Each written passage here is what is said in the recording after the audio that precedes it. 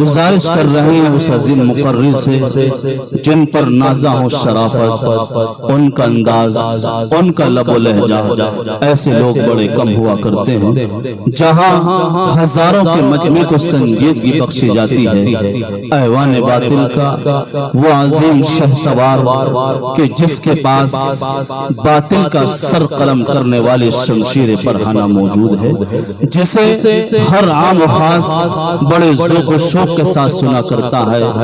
इलाके की मशहूर व मारूफ शख्सियत हजरत अक़दस मौलाना ज़ुबैर आलम साहिब दामत बरकातुहुल आलिया हजरत वाला से गुजारिश कर रहा हूँ उस एहतराम के साथ जो दिल की गहराइयों से तुलू होता है कि आप तशरीफ लाएं और अपने खिताब से हम सामीन को महसूस फरमा दें इस तमहीद के साथ के बहारें जिनकी आमद पर सदा खुशियाँ मनाती हैं।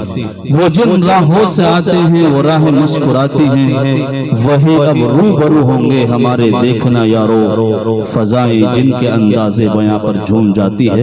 हजरत मौलाना ज़ुबैर आलम साहिब दामत बरकातुहुल आलिया उस्ताद हदीस जामिउल हुदा मुरादाबाद तशरीफ लाएं और अपने खिताब से हम सामीन को महसूस फरमा दें।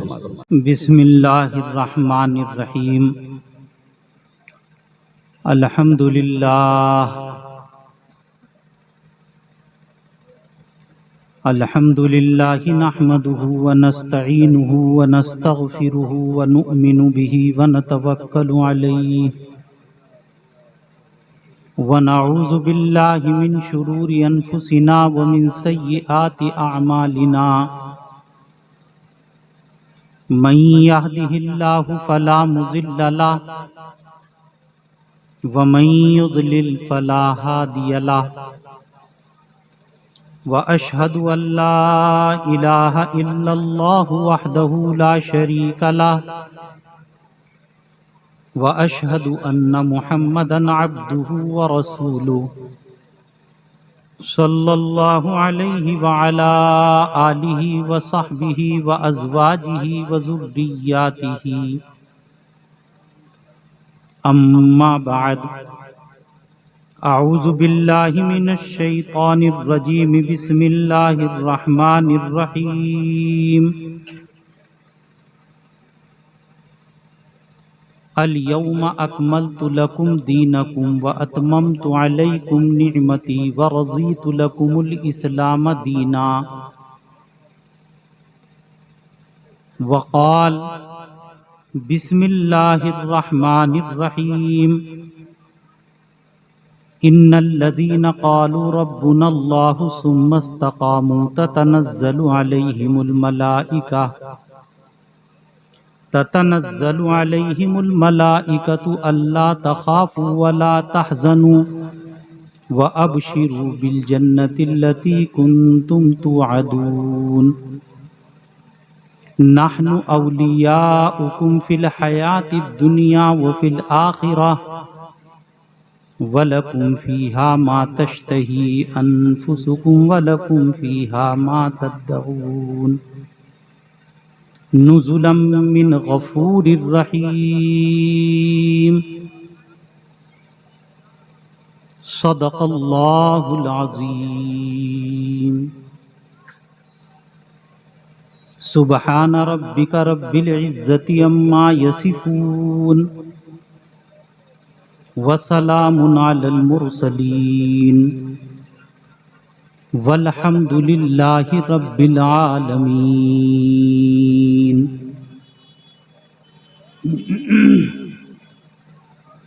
रब्बि शरह ली सदरी व यस्सिर ली अमरी। रब्बि शरह ली सदरी व यस्सिर ली अमरी वहलुल उक़दतम मिन लिसानी।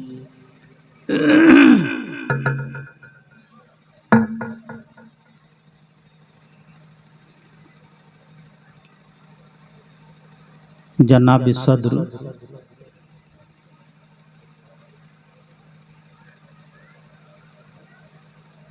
मुअज़्ज़ज़ मेहमान, बुजुर्गों,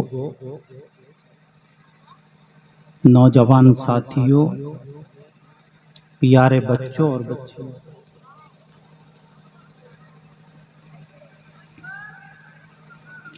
आज का जो ये इजलास है, आपका और हमारा यहाँ बैठना है,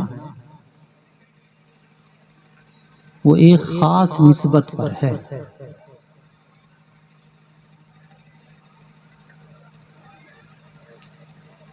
उसी निस्बत को मद्देनजर रखते हुए मैं दो बातें आप हजरात के सामने अर्ज करूंगा।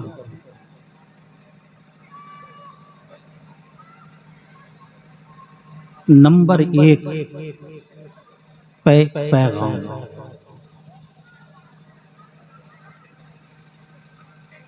नंबर एक पैगाम बस, सबके लिए, छोटों के लिए, बड़ों के लिए, कहने वाले के लिए भी, सुनने वालों के लिए।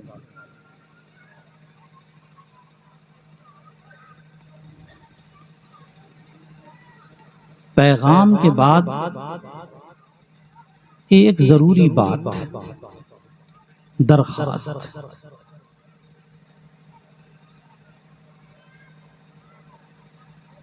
लिहाजा बात यहाँ से शुरू करते हैं, यहाँ से बात की इब्तिदा करते हैं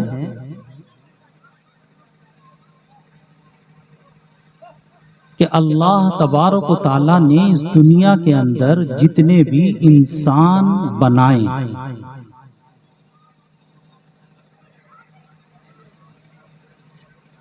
चाहे ईमान वाला हो या गैर ईमान वाला हो, अरब का रहने वाला हो या आजम का रहने वाला हो, छोटा हो या बड़ा, अब तक जितने भी इंसान इस दुनिया के अंदर आए,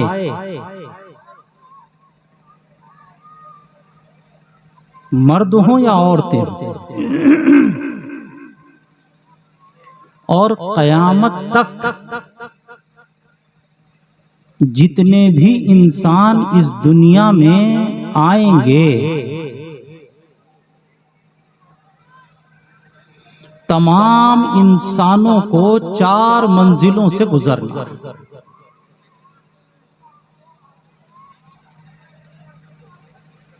सबको, मर्दों को भी, औरतों को भी, पढ़े लिखों को भी, बेपढ़ों को भी,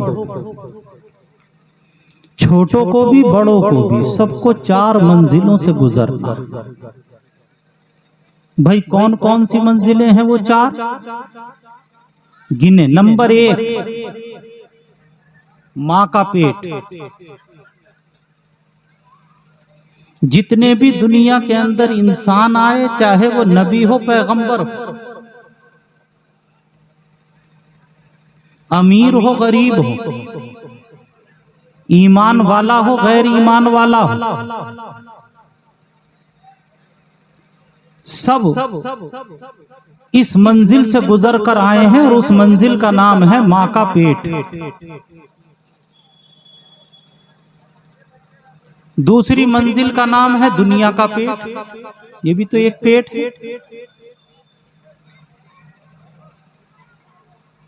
है। जब वहां थे तो ये समझ रहे थे कि यही बहुत बड़ा है, अब यहां है तो ये समझ रहे हैं कि ये बहुत बड़ा है।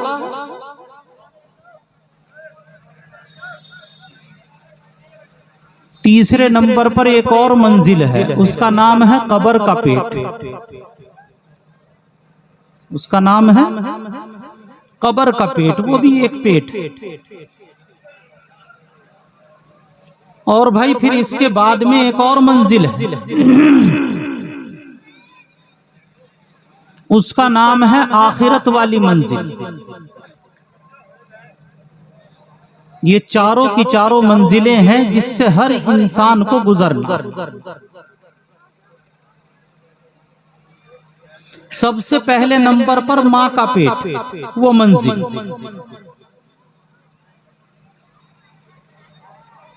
ये माँ का पेट ऐसी मंजिल है जहां इंसान को कोई इख्तियार नहीं, बगैर इख्तियार के।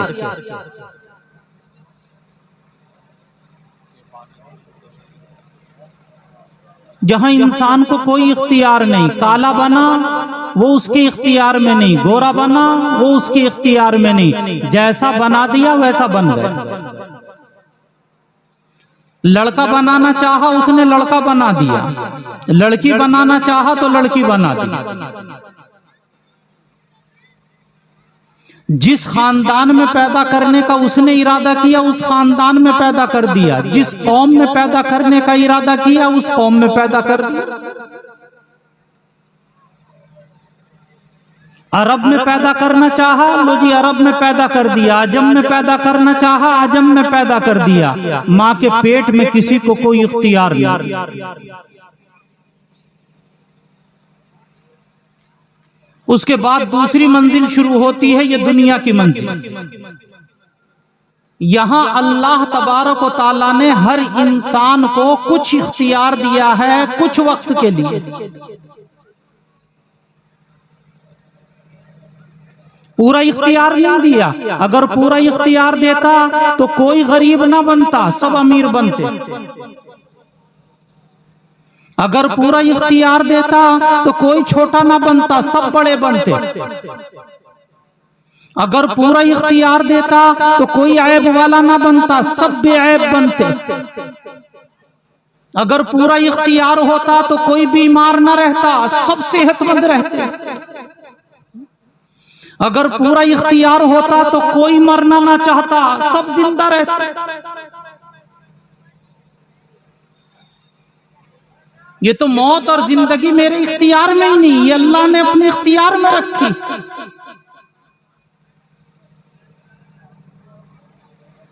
हाँ, तो अगर इख्तियार पूरा पूरा होता कोई मरना ना चाहता। वैसे जबान से भले ही चाहे कहे, लेकिन दिल में यही होता है कि और जीऊं।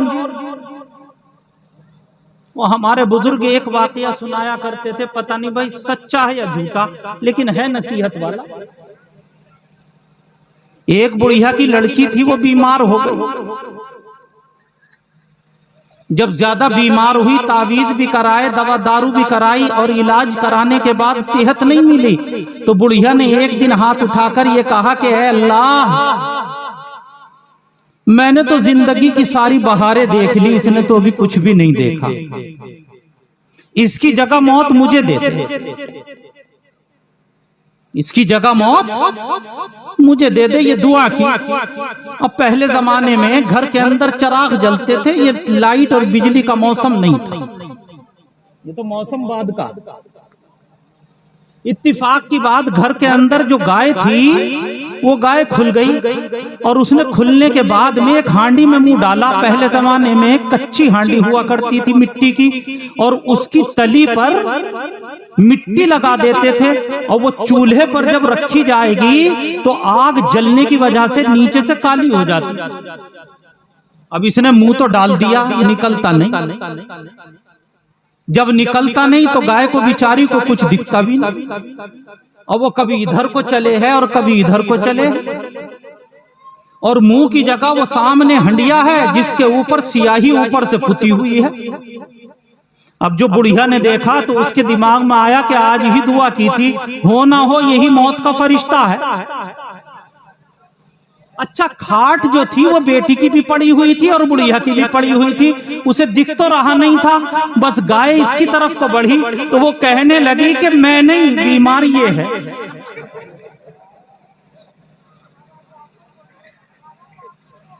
तो भाई इस दुनिया के अंदर अल्लाह तबारक व तआला ने इख्तियार तो दिया, लेकिन कुछ हजरत अली कर्रमल्लाहु वजहा बड़े इल्म वाले थे, उनसे किसी ने मालूम किया कि हजरत अमीरुल मोमिनीन ये बताइए कि इंसान को कितना इख्तियार है और कितना मजबूर है। भाई बड़े लोगों की बड़ी बात होती है।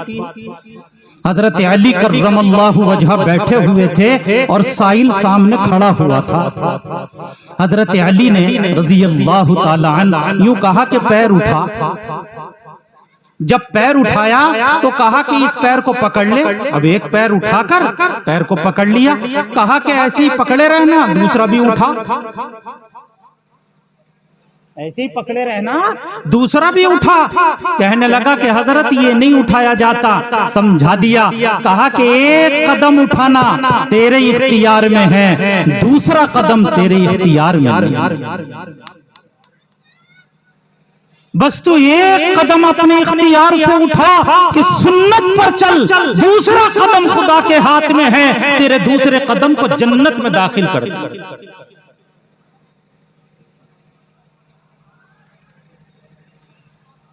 लेकिन भाई करना पड़ता है, बगैर करे तो जमीन से भी कुछ नहीं होता। जब ऐसे ही छोड़ दिया जाता है तो हमने देखा है कि जमीन से फिर झाड़ उगते हैं, कांटे उगते हैं, उल्टी सीधी किस्म की घास उगा करती है। अगर आपको गेहूं चाहिए जमीन से, अगर आपको अनाज चाहिए जमीन से, अगर आपको फल चाहिए जमीन से, अगर आपको फूल चाहिए जमीन से, अगर आपको चावल चाहिए जमीन से, अगर आपको गन्ना चाहिए जमीन से, तो उसके लिए जमीन में पहले मेहनत करनी पड़ेगी। हुसैनपुर के रहने वालों, दिन को भी जाना पड़ेगा, रात की नींद को भी कुर्बान करना पड़ेगा। मेहनत करेंगे तो जमीन से गल्ला उगेगा, मेहनत करेंगे तो जमीन से अच्छे किस्म के फल उगेंगे, मेहनत करेंगे तो जमीन से खाने के लिए चीजें उगेंगी, मेहनत करेंगे तो जमीन गल्ला उगाएगी, मेहनत करेंगे तो जमीन गंदम उगाएगी। और अगर मेहनत करनी छोड़ दी तो हुसैनपुर के रहने वालों, फिर उसके बाद जो कुछ होता है वहां पर फिर आप भी जानते हैं और ये फकीर भी जानता है कि जब मेहनत छोड़ी जाती है तो उसी जमीन के ऊपर फिर कांटे उगते, फिर उसी के ऊपर झाड़ उगा करते हैं। झाड़ों को उगाने के लिए, कांटों के दरख्तों को उगाने के लिए हुसैनपुर के लोगों को किसी मेहनत की जरूरत नहीं, सिर्फ हाथ पर हाथ धर के बैठ जाओ, इत्मीनान से बैठ जाओ, ये खुद ब खुद होगा। लेकिन इतनी बात इस फकीर की याद रखना, इतनी बात इस फकीर की याद रखना कि जब जमीन के अंदर वो झाड़ पैदा होंगे, कांटोदार दरख्त पैदा होंगे, तो एक मुअज़्ज़ज़ आदमी 1000 रुपए का नहीं, 10,000 रुपए का सूट पहनकर, आला दर्जे का कुर्ता पाजामा पहनकर, कलफ वाला कुर्ता पाजामा पहनकर अगर उस जंगल से गुजरेगा, उन झाड़ के दरमियान से गुजरेगा, दरख्तों के दरमियान से गुजरेगा, तो वो कांटे उसके दामन में भी लगेंगे, दामन भी तार तार हो जाएगा, फट जाएगा। अब शिकायत की जरूरत नहीं है, इसलिए कि मेहनत नहीं की है तो ये कांटे उगे हैं। और इस कांटे ने ये नहीं देखा कि गुजरने वाला हाजी है, कांटे ने ये नहीं देखा कि गुजरने वाला मर्द है, कांटों ये नहीं देखते कि गुजरने वाली औरत है, न कांटे ये देखते हैं कि गुजरने वाला दाही वाला है, कांटे ये देखते हैं कि गुजरने वाला ईमान वाला है या गैर ईमान वाला है। वहां से जो गुजरता है उसके दामन में कांटे चुभा करते हैं, उसके दामन को। अगर हम ये चाहते हैं कि हमारे मुआशरे के अंदर, अगर हम ये चाहते हैं कि हमारे समाज के अंदर, मैं खुले लफ्जों में कहे चला जाता हूं, अगर ये हुसैनपुर का तबका ये चाहता है कि हमारे यहाँ उलमा उठे, हमारे यहाँ उलमा की जमात पैदा हो, सच्चे बोलने वाले पैदा हो, हक बोलने वाले पैदा हो, मोहब्बत करने वाले पैदा हो, बड़ों का अदब करने वाले पैदा हो, छोटों पर शफकत करने वाले पैदा हो, माँ बाप का अदब करने वाले हो, बीवी के हुकूक अदा करने वाले हो, माँ और बाप के हुकूक को पूरा करने वाले हो, सच्चाई के दाई पैदा हो, ईमान के दाई पैदा हो, नमाज पढ़ने वाले हो, ज़कात देने वाले हो, कुरान के हाफिज हो, तो हुसैनपुर के रहने वालों फिर बड़ों को मेहनत करनी पड़ेगी, बड़ों को मेहनत करनी पड़े। और अगर हमने मेहनत से हाथ को रोक लिया तो कसम है उस परवरदिगार आलम की जिसके कब्ज़ाए कुदरत में इस फकीर की जान है। अगर हम वही तमाशा देखते रहे, ऐसे ही हाथ पर हाथ धरे बैठे रहे, तो मैं कसम खा के अपने रब की कहता हूँ कि फिर इसी जमीन से, इसी कौम से चोर भी पैदा हो सकते हैं, डाकू भी पैदा हो सकते हैं, झूठ बोलने वाले भी पैदा हो सकते हैं, रिश्वत लेने वाले भी पैदा हो सकते हैं, करप्शन करने वाले भी पैदा हो सकते हैं, कौम का सौदा करने वाले भी पैदा हो सकते हैं, मुल्क मिल्लत को बेचने वाले भी पैदा हो सकते हैं। और जब तबका पैदा होगा तो न किसी हाजी का दामन बाकी रहेगा, न किसी नमाज़ी का दामन। अल्लाह मुझे और आपको, हम सबको समझ की और अमल की तौफीक अता फरमाए। देखिए बात मैं कहां कह रहा था,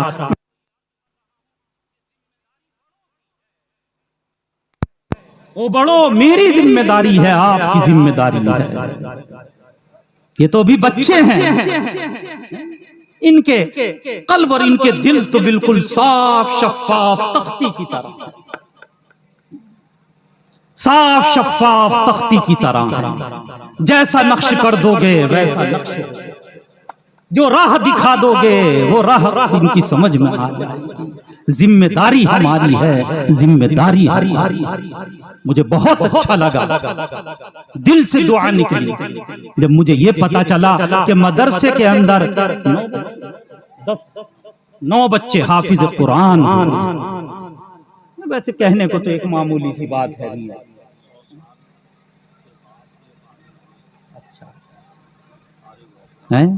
एक बहुत मामूली सी बात है कि 9 बच्चे हाफिज कुरान।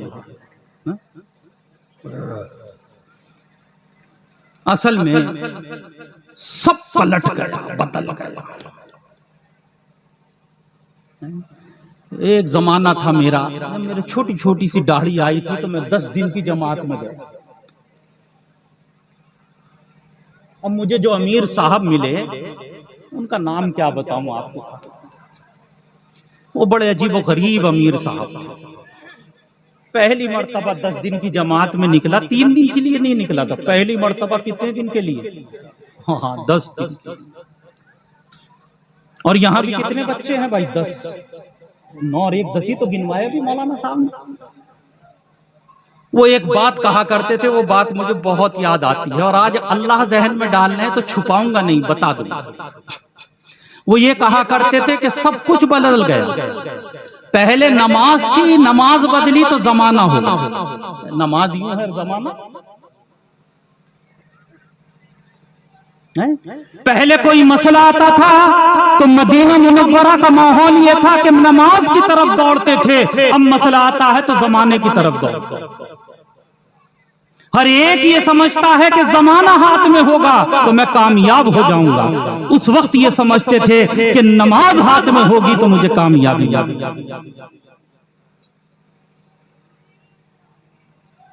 हर चीज के पैमाने बदले, शराफत का पैमाना भी बदल गया, इज्जत का मियार भी बदल गया। आओ जिस नबी अलैहिस्सलातु वत्तस्लीम के हम मानने वाले हैं, उनसे मालूम करें कि या नबी अल्लाह, आप बताइए कि शराफत का मियार क्या है? शराफत का मियार क्या है? शराफत का पैमाना क्या है? आपने क्या फरमाया? अशराफ उम्मती हमलतुल कुरआन औ कमा काला रसूलुल्लाह सल्लल्लाहु अलैहि वसल्लम। मिशकात शरीफ के अंदर ये हदीस मौजूद है, बाबू फज़ाइलिल कुरआन। क्या फरमाया? ये फरमाया कि इस उम्मत में सबसे बाइज्जत तबका, नबी अलैहिस्सलाम बयान कर रहे हैं, जरा नोट करें कौन है? फरमाया कुरान वाले। क्या तर्जुमा किया मैंने? कुरान हमलतुल कुरान, सबसे मुअज़्ज़ज़, सबसे मुहतरम नबी अलैहिस्सलाम की सनद कुरान वाले। लेकिन ये समझने की चीज है, कुरान वाला किसे कहेंगे? कुरान वाला। ये लफ्ज उर्दू में हमारे यहाँ भी बोला जाता है। हमारे यहाँ बोलते हैं, 3 मिसालें दूं। एक लफ्ज बोलते हैं सब्जी वाला,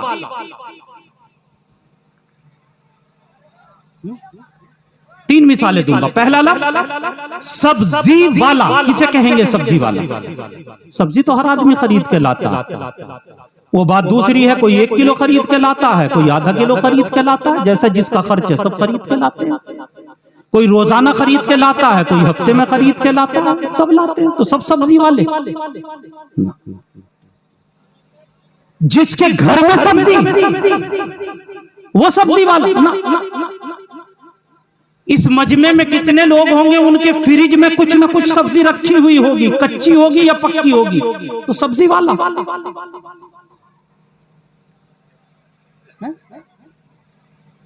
एक आदमी ट्रक चलाए, मंडी से बाहर ले जाए, सब्जी भर कर रोजाना जाए, कसम खा के बताओ क्या सब्जी वाला या ट्रक वाला? वो बोलता ही नहीं कोई भाई मजमे में। पता चला जो सब्जी खरीदे रोजाना वो भी सब्जी वाला नहीं, जिसके घर में सब्जी वो भी सब्जी वाला नहीं, जो घर भरी हुई गाड़ी सब्जी की चला ले वो भी सब्जी वाला नहीं। सब्जी वाला कौन?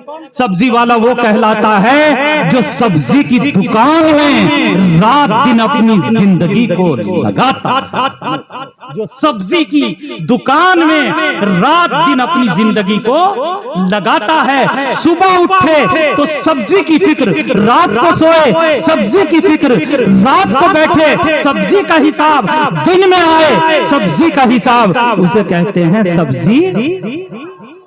दूसरी मिसाल एक और, मिसाल समझ में आएगी तो बात समझ में आएगी। जूते वाले। देखो ईमानदारी की बात बताना, जितना मजमा यहां बैठा है, किस किस के पास जूते नहीं है वो हाथ उठाए। अरे हाँ, घर से जूता नहीं पहन के आए आप, नंगे पैर आए? अच्छा, जूती कह दूं वो दोनों को शामिल हो जाएगी उर्दू में। जूता खास है और जूती आम। जूता तो खास है और जूती का लफ्ज आम है। इसीलिए फखला नालैक का तर्जमा अकाबिरीन ने जूती से किया है, जूते से नहीं किया। ये पूरी बहस इसलिए कि नबी करीम सल्लल्लाहु अलैहि वसल्लम ने जो ज्यादातर पहने हैं आपके नालैन मुबारकैन खुले हुए थे। जो खुला हुआ होगा उसे जूती तो कहेंगे, जूता। आप उठा के देखिए, बहुत से अकाबिरीन ने तर्जमा जो किया फखला नालैक का, जूता नहीं, क्या तर्जमा किया? जूती। तो उसने भी नौजवान ने बात सही पकड़ी। तो हर एक के पास जूते चप्पल, बल्कि ऐसे भी होंगे जिनके पास कई कई जोड़ी जूते चप्पल। मस्जिद में जाए उसके लिए चप्पल अलग, जूते अलग, और दावत खाने के लिए जाए तो उसके लिए अलग। हालांकि कुरान पाक ने कहा खुजू ज़ीनतकुम इंद कुल्ली, क्या है इंद कुल्ली? मस्जिद, मस्जिद से मुराद है फर्ज नमाज, कि जब फर्ज नमाज पढ़ने के लिए आओ तो जरा ज़ेबो ज़ीनत के साथ आया। कैसे आया करो? ज़ेबो ज़ीनत के साथ आया करो। हाँ, जब नफिल का मसला हो वहां तुम्हें इख्तियार, जहां नफिल का मसला हो वहां तुम्हें क्या है?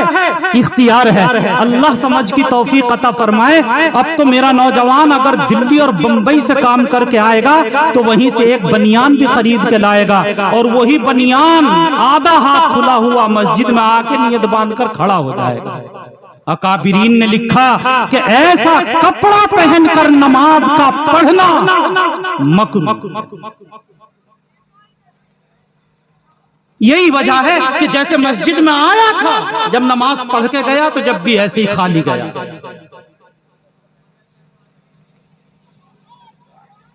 तो भाई जूता, जिसके पास एक जूता उसे जूते वाला नहीं कहेंगे, जिसके पास दो जोड़ी जूते उसे भी जूते वाला नहीं कहते हैं, और जिसके पास जूते चप्पल 10-15 जोड़ी हर महीने एक जोड़ी कभी जूते खरीदे कभी चप्पल खरीदे, उसको भी जूते और चप्पल वाला नहीं कहते, बल्कि जूते और चप्पल वाला उसको कहते हैं जो जूते और चप्पल का कारोबार करता है और उसी कारोबार में अपना सारा वक्त। तीसरी मिसाल कपड़े वाला। अब यहां तो कुछ नहीं चलेगा, कौन ऐसा है कि जिसके पास में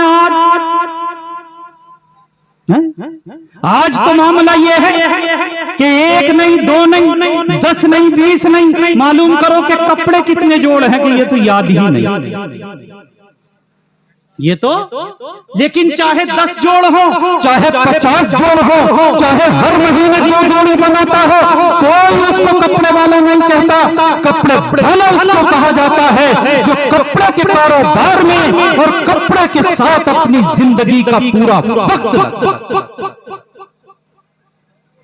तो पता चला कि जब कपड़े वाला उसे कहेंगे जो कपड़े के साथ अपना पूरा वक्त लगाए, जूते चप्पल वाला उसे कहेंगे जो जूते चप्पलों की दुकान में अपना पूरा वक्त लगाए, सब्जी वाला उसे कहेंगे कि जो अपनी जिंदगी का सारा वक्त सब्जी के कारोबार में लगाए।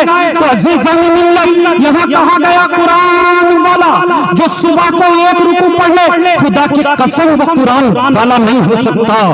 10-20 पारे हिफ्ज भी कर ले, वो भी कुरान वाला नहीं हो सकता। जो सुबह शाम पाबंदी से तिलावत कर ले, वो भी कुरान वाला नहीं हो सकता। अशराफ उम्मती हमलतुल कुरान, कुरान वाला वो कहलाएगा जो अपनी जिंदगी का मकसद अपना जीना और मरना, अपना ओढ़ना और बिछोना कुरान की खिदमत,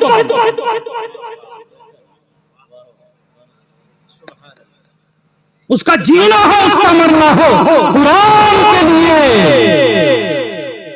उसकी सुबह हो उसकी शाम हो कुरान के लिए।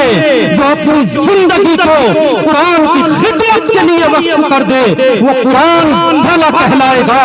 ताजदार मदीना अलैहिस्सलाम ने फरमाया अशराफ उम्मती हमलतुल कुरान, मेरी उम्मत में मुअज़्ज़ज़, मेरी उम्मत में मुहतरम, मेरी उम्मत में सबसे बड़ा तबका वो है जो कुरान वाला, चाहे रंग में काला है या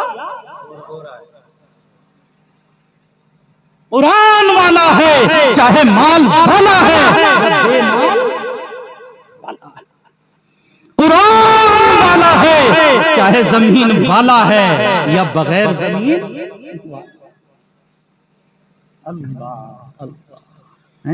देखिए बात कहां से चली कहां तक पहुंची।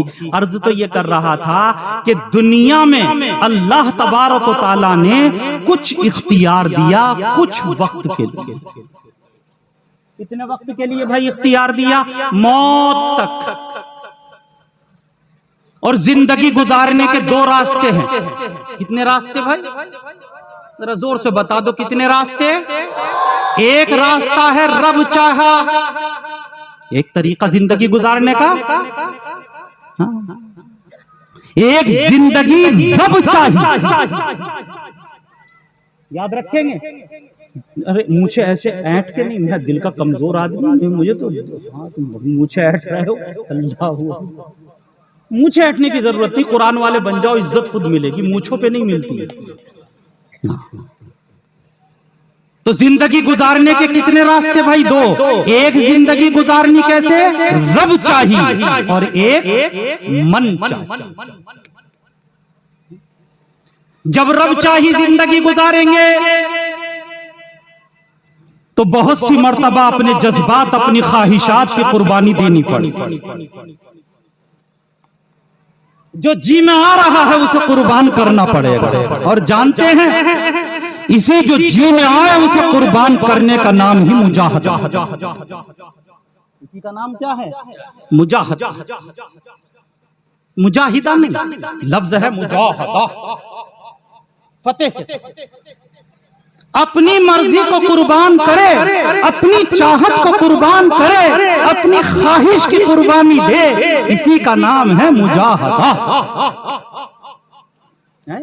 और मुजाहिदे वाली जिंदगी पर क्या मिलता है ये भी बता दूं, याद रखना। और जाके अपने बीवी बच्चों को भी बताना। मुजाहिदे वाली जिंदगी पर दुनिया के अंदर हिदायत के दरवाजे खुलते हैं और मरने के बाद रहमत के दरवाजे। नहीं, कुरान पाक में बार बार आया, ये उलमा बैठे हैं, इशारा करूं, हुदम व रहमतन लिल आलमीन, बार बार आया कुरान। हुदम व रहमत, हुदम हिदायत ऐ फिल दुनिया, रहमत ऐ फिल आखिरह, फिल आखिरह ऐ बअदल मौत। तो मुजाहिदे वाली जिंदगी के ऊपर दुनिया में हिदायत के दरवाजे खुलेंगे, और जितने हिदायत के दरवाजे खुलेंगे, जितना हिदायत का नूर आएगा, खुदा की कसम इतनी ही आखिरत की फिक्र पैदा होती चली जाएगी, इतना ही अल्लाह से ताल्लुक मजबूत होता चला जाएगा, इतना ही अल्लाह से ताल्लुक मजबूत होता चला जाएगा। खलीफा सानी है हजरत उमर इब्ने खत्ताब रजी अल्लाह ताला अन्हु। ऐ अल्लाह तू उनसे राजी, हम भी उनसे राजी। क्या शान वाले सहाबी है भाई, क्या शान वाले सहाबी, ऐसी शान कि खुदाए पाक की कसम इस दुनिया में ऐसी शान किसी और की नहीं कि हजरत अबू हुरैरा रजी अल्लाह ताला अन्हु फरमाते हैं कि नबी ने हाथ उठाकर रात को ये दुआ मांगी, अल्लाहुम्मा अइज़्ज़िल इस्लाम बि उमर इब्निल खत्ताब। ये जो मैं रिवायत इस वक्त पढ़ रहा हूं आपके सामने, ये बहुत सी रिवायतों के अंदर आई है, इब्ने माजा वगैरह में भी ये हदीस आई है। अल्लाहुम्मा अइज़्ज़िल इस्लाम बि उमर इब्निल खत्ताब। ऐ अल्लाह, उमर इब्ने खत्ताब के जरिए इस्लाम को इज्जत अता फरमा। साथी कहेंगे मौलाना हमने तो उलमा से ये सुना कि अबू जहल या उमर इब्ने खत्ताब में से जो तुझे पसंद हो उसके जरिए इस्लाम को इज्जत अता कर। नहीं, पहले ये दुआ की, और जब मंशाए खुदाबंदी नबी के सामने आया तो उसे पहचान कर समझ गए कि अबू जहल की किस्मत में हिदायत नहीं है, तो अब दुआ की, अल्लाहुम्मा अइज़्ज़िल इस्लाम बि उमर इब्निल। तब की दुआ रात को। हजरत अबू हुरैरा कहते हैं रात को दुआ की, और सुबह को हजरत उमर रज़ी अल्लाह ताला अन्हु नबी करीम अलैहिस्सलातु व तस्लीम की मजलिस में ऐसे खड़े हुए हैं, और अरब के लोग लंबा कुर्ता पहनते हैं, तो आका बैठे हुए हैं, उमर सामने खड़े हुए हैं, नजर नीचे को है। मेरे आका अलैहिस्सलाम ने ऐसे कुर्ता पकड़ा और कुर्ता पकड़ के यूं हिलाया और ये कहा कि उमर, क्या अभी तक बात समझ में नहीं आई? अभी तक बात समझ में? तो हजरत उमर रज़ी अल्लाह ताला अन्हु ने जबान से कहा कि या नबी अल्लाह, ला इलाहा इल्लल्लाह मुहम्मदुर रसूलुल्लाह। उमर की जबान से ये कलिमा अदा होना था कि दारे अरकम में तकरीबन 40 आदमी मौजूद हैं, उन्होंने नारे तकबीर बुलंद किया। खुदा जाने उस आवाज के अंदर ऐसी कुव्वत कहां से आई, ऐसी कुव्वत कहां से आई कि मक्का की पूरी वादी गूंजी। और मक्का की वादी नहीं बल्कि अर्श इलाही तक वो आवाज पहुंची, और जिब्राईल अमीन नाजिल हो गए और उतरे, और ये कहा कि या मोहम्मद सल्लल्लाहु अलैहि वसल्लम, जैसे रूए जमीन के ऊपर ये अबू उमर के ईमान लाने पर मुसलमान खुशी मना रहे हैं, आसमान पर फरिश्ते भी उमर के इस्लाम लाने पर आज खुशी मना रहे हैं। देखी किसी की अज़मत है। यूं फरमाया, लौ काना बादी नबी लकाना उमर, अगर मेरे बाद कोई नबी बन सकता तो वो उमर। अबू लुलू मजूसी, फिरोज मजूसी, 5 जख्म लगाए जिलहिज्जा की 28 तारीख या 27। खून किसी तरह से रुकने का नाम नहीं लेता। हजरत उमर के ऊपर घबरा, कहने लगे अब दुनिया खत्म होने वाली है, कब्र आने वाली है। पता नहीं वहां उमर के साथ क्या होगा। अजीब इस्तिराब है, अजीब कैफियत, अजीब परेशानी। हजरत इब्ने अब्बास रज़ी अल्लाह ताला अन्हु हाजिर खिदमत हुए, और हाजिर खिदमत होकर कहा कि अमीरुल मोमिनीन, आप घबरा रहे हैं? जब नबी इस दुनिया से तशरीफ ले गए तो वो आपसे राज़ी। अबू बकर इस दुनिया से तशरीफ ले गए, वो आपसे राज़ी। नबी ने आपके बारे में दुआ की, रात को दुआ की, सुबह को अल्लाह ने कबूल फरमाई। नबी ने फरमाया कि जिस रास्ते पर उमर चलता है शैतान उस रास्ते को बदल देता। आप घबरा रहे हैं, नबी ने एक मर्तबा नहीं मुतअद्दिद मर्तबा फरमाया उमर जन्नती है, उमर जन्नती है, उमर जन्नती। आपने खिलाफत 10 साल की है, इंसाफ के साथ की, हर हकदार को उसका हक पहुंचाया। इतना सुनना था, हजरत उमर ये कहने लगे कि मेरे आका अलैहिस्सलाम के चचा के बेटे जरा करीब आ और जिन बातों को आज तू उमर के घर में खड़ा हुआ कह रहा है, क्या कल क़यामत के दिन रब के सामने भी इन बातों की गवाही देगा। हजरत इब्ने अब्बास कहने लगे अमीरुल मोमिनीन, मैं खुदा को हाजिर नाजिर जान के कहता हूँ कि मैं कल क़यामत के दिन इन तमाम चीजों की गवाही दूंगा। इतना सुनना था, हजरत उमर के चेहरे के ऊपर बशाशत आ गई, मुस्कुराहट आ गई और कहने लगे कि अब इंशाअल्लाह मैं कामयाब हूं। तो जब हिदायत दुनिया में मिलती है, हिदायत के दरवाजे खुलते हैं, आखिरत की फिक्र पैदा होती है, आखिरत वाली जिंदगी बनाने की फिक्र पैदा हुआ करती है और आखिरत मौत के बाद वाली जिंदगी पर रहमतें आती हैं। और जब आदमी मनचाही जिंदगी गुजारता है तो उसमें बड़ा मजा आता है। शुरू में हाँ जी में आया कि आपके जो शादी करनी है उसमें खूब गाना बजाना करना है तो मजा आएगा, नहीं आएगा? मजा आएगा, खूब मजा आता है, खूब लुत्फ आता है। लेकिन जब मनचाही जिंदगी बंदा गुजारा करता है तो अल्लाह को नाराज करता है, और अल्लाह को नाराज करना ये सबसे बड़ी मुसीबत। इसलिए कि जमीन के पैदा करने वाले अल्लाह, आसमान के बनाने वाले अल्लाह, बारिश के बरसाने वाले अल्लाह, गल्ले को पैदा करने वाले अल्लाह, मुझको मेरे माँ बाप को बनाने वाले अल्लाह, कायनात का निजाम चलाने वाले अल्लाह, सूरज के निजाम को चलाने वाले अल्लाह, जमीन की गर्दिश को चलाने वाले अल्लाह, पूरी कायनात को चलाने वाले अल्लाह, जब उनको नाराज किया जाएगा तो उनकी नाराजगी में मुसीबत आएगी, परेशानी आएगी। तो जो रब चाही जिंदगी गुजारता है, दुनिया में हिदायत आती है, मरने के बाद रहमत आती है। जो मन चाही जिंदगी गुजारता है, अपने मन की पूरी बात करता है, चाहतों के ऊपर चलता है, ख्वाहिशात के ऊपर चलता है, वो अल्लाह को नाराज करता है, मुसीबतों का दरवाजा अपने लिए खोलता है, और ये शुरू हो जाती है मरने से कब्र की जिंदगी। कहां से शुरू हो गई? कब्र की। अगर अच्छी जिंदगी गुजार कर आया तो फिर कब्र में भी बहुत अच्छा मामला होता है। यही तो कुरान पाक में कहा, इन्नल्लज़ीना क़ालू रब्बुनल्लाहु सुम्मा इस्तक़ामू ततनज़्ज़लु अलैहिमुल मलाइका।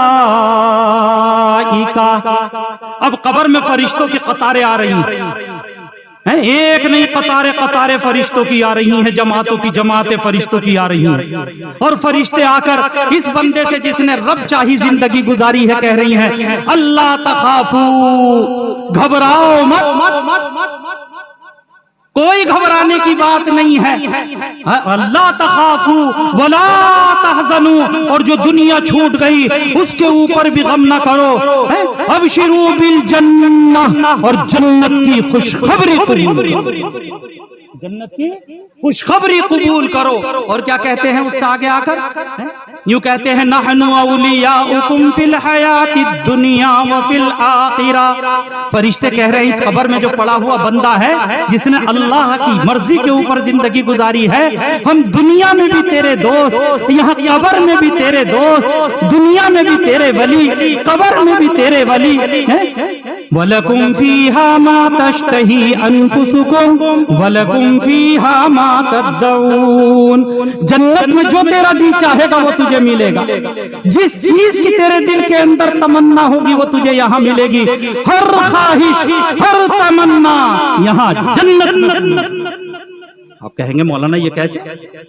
जन्नत में हर ख्वाहिश पूरी हो रही, हर तमन्ना पूरी हो रही। भाई हमने दुनिया के अंदर ये देखा है, कानून ये है कि जैसी कुर्बानी वैसा इनाम। नहीं, आम की गुठली ने कुर्बानी दी जमीन के अंदर जाकर, तो आम का दरख्त उगता है और आम के फल मिलते हैं। आम की गुठली की कुर्बानी, तो मेरे बुजुर्गों इनाम भी आम वाला मिला। नहीं, गेहूं के दाने की कुर्बानी, तो इनाम भी गेहूं के बालियों की शक्ल में मिला। चावल के बीज की कुर्बानी, तो इनाम भी चावल की शक्ल में मिला। पता चला दुनिया में अल्लाह ताला सब किसानों को दिखा रहा है कि जैसी कुर्बानी वैसा इनाम, जिस जहत की कुर्बानी उसी किस्म का इनाम।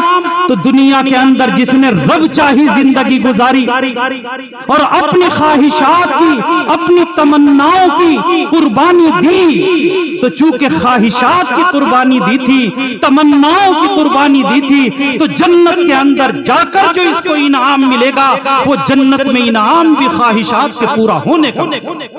तमाम ख्वाहिशात के पूरा होने की जगह जन्नत है। जो ये चाहता है कि जन्नत में मेरी हर ख्वाहिश पैदा हो, जो ये चाहता है कि जन्नत के अंदर मेरी हर तमन्ना पूरी हो, मुझे जन्नत मिले, तो उसके लिए एक काम करना है, वो ये है कि दुनिया में रहते हुए रब चाही जिंदगी गुजारे। जो रब कह रहा है उस पर चलना, जो मन कह रहा है उसको छोड़ना है, उसकी कुर्बानी देनी है। जब हम मन की कुर्बानी देंगे, चाहतों की कुर्बानी देंगे, तो इंशाअल्लाह जन्नत के अंदर हमें फिर वो चीजें मिलेंगी। और कहा गया नुज़ुलम मिन गफूरिर रहीम, और जन्नत के अंदर जो मेहमानी होगी वो मेहमानी भी गफूरुर रहीम की तरफ से होगी। हाजी की तरफ से नहीं, प्रधान की तरफ से नहीं, एमएलए की तरफ से नहीं, मंत्री की तरफ से नहीं, संतरी की तरफ से नहीं, मुख्यमंत्री की तरफ से नहीं, सदर जमहूरिया की तरफ से नहीं, वजीर आजम की तरफ से नहीं। किसकी तरफ से हो रही मेहमानी? नुज़ुलम मिन गफूरिर रहीम, गफूर रहीम मेहमानी कर रहा है। और ईमानदारी की बात यह है कि जिस हैसियत का आदमी होता है उसी हैसियत की मेहमानी भी, जिस हैसियत का होता है उसी हैसियत की मेहमानी भी करता है। अगर आप प्रधान जी के पास जाओ तो अपनी हैसियत के मुताबिक दस्तरखान सजाएंगे, और अगर सदर जमहूरिया की दावत हो जाए तो उनकी शान के मुताबिक दस्तरखान मिलेगा। और कहने दो, अगर सऊदी अरब का शहनशाह बुला ले, दावत शहनशाह सऊदी अरब की तरफ से हो, तो फिर दस्तरखान भी उसकी शायाने, अरे बोलो शायाने शान होगा। तो यहाँ जो मेहमानी होगी, दस्तरखान होगा, वो न हिंदुस्तान के वजीर आजम का होगा, न वो सऊदी के शहनशाह का होगा, न वो कुवैत के बादशाह का होगा, बल्कि वो खालिक कायनात गफूरुर रहीम का दस्तरखान होगा। और उस दस्तरखान पर जो नेमतें होंगी वो ऐसी नेमतें होंगी, न किसी नजर ने उसको देखा है, न किसी कान ने उसको सुना है। और ऐसी नेमतें होंगी, ऐसी नेमतें होंगी, न किसी फर्दे बशर के दिल में उसका ख्याल। अगर जमीन होगी तो जमीन के ऊपर जो रेत होगा, जमीन के ऊपर जो रेत होगा, बालू होगा, वो जाफरान का होगा। और कंकरी जो जन्नत के अंदर होंगी, नहीं कंकरी होती, यहाँ पत्थरों की होती हैं, वह हीरे जवाहरात की होंगी। और महल ऐसा होगा कि एक ईंट सोने की, एक ईंट चांदी की, और ईंटों को मिलाने के लिए जो मसाला बनाया जा रहा है वो कौन सा सीमेंट है, कौन सी कंपनी का है? कहा कि मुश्क का बनाया हुआ मसाला होगा, जिससे जन्नत की महल की ईंटों को जोड़ा जाएगा। ये तमाम नेमतें मिलेंगी, खुदा की कसम ये तमाम नेमतें मिलेंगी। लेकिन ये नेमतें मिलेंगी बस इतनी सी कि हम दुनिया में कैसी जिंदगी गुजारें। रब अच्छा ये बताओ, आमतौर से आदमी की जिंदगी कितनी होती है? बात अपनी खत्म करो, कितनी होती है? एक करो बस, 60 ही करो। ये क्या 60 बरस, इतने बरस, अब कहां तक मैं हिसाब करता फिर? आगे पीछे हो जाए, चलो 60 बरस कितनी भाई? 60 बरस में से 15 निकाल दो, वो तो बालिग होने से पहले की जिंदगी। अब बची कितनी भैया? 45 बरस। कितनी? और 45 बरस क्या पूरी जिंदगी अमल ही करते रहते हैं? नहीं, 8 घंटे सोते हैं और 16 घंटे काम करते हैं। तो पता चला हर दिन में 3 हिस्से कर दिए, एक हिस्सा आराम का, 2 हिस्से काम का। 24 में से 8 आराम के और 2, तो 45 को भी 3 में तकसीम कर दो, 15 15 15 15 और निकल गए आराम के, तो बचे कितने? बस 30 साल की जिंदगी परहेज के साथ में गुजारनी है, रब चाहे गुजार लो, और फिर उसके बाद हमेशा हमेशा खुदा की नेमतों के साथ में मजे करना, अल्लाह तबारक व तआला की मेहमानी के मजे लूटना इंशाअल्लाह। कितने वक्त भाई? अरे भाई 30 उसी का तो होगा जो आज पैदा हुआ हो, और जब बैठा ही 55 का है तो कितना बचा मौलाना? 2। आप तो भाई हंस गए मेरी बात पे। अरे बैठा ही 55 का है, ये तो बचपन के लिए था, मसला 55 पे। कितने रह गए? बस इतनी परहेज की जिंदगी है। डॉक्टर के पास जाओ, कहता है 6 महीने परहेज कर लो, फिर जो चाहे खा लेना। बस इतनी सी जिंदगी रह गई, इतनी सी जिंदगी रह गई मेरे नौजवान, उसे रब चाहे गुजार ले, रब के हुक्मों के मुताबिक गुजार ले। जैसे परहेज करने को कहा उनसे परहेज कर ले, यूं कहा कि फिर नुज़ुलम मिन गफूरिर रहीम, फिर गफूर रहीम की तरफ से मेहमानी मिलेगी इंशाअल्लाह, इंशाअल्लाह। तो भाई ये पैगाम था जो आज मुझे आप हज़रात के सामने देना, ये मेरा पैगाम पूरा हो।